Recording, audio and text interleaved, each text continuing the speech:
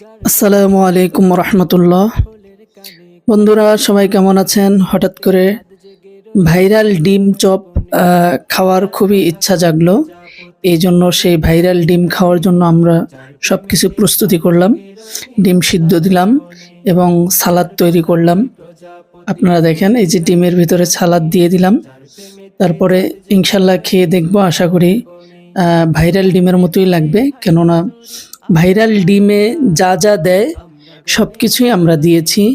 এখানে লেবু দিয়েছি, শসা দিয়েছি, গাজর দিয়েছি, টমেটো দিয়েছি, ধনিয়া পাতা দিয়েছি, কাঁচামরিচ দিয়েছি, পেঁয়াজ দিয়েছি এবং সর্বশেষ দিয়েছি যেটা তেঁতুল চাটনি। এটা খুবই সুন্দর, অসাধারণ খেতে। আলহামদুলিল্লাহ, রেডি হয়ে গেল আমাদের সেই ভাইরাল ডিম চপ। অসাধারণ দেখতে এবং অসাধারণ খেতে। ধন্যবাদ সকলকে।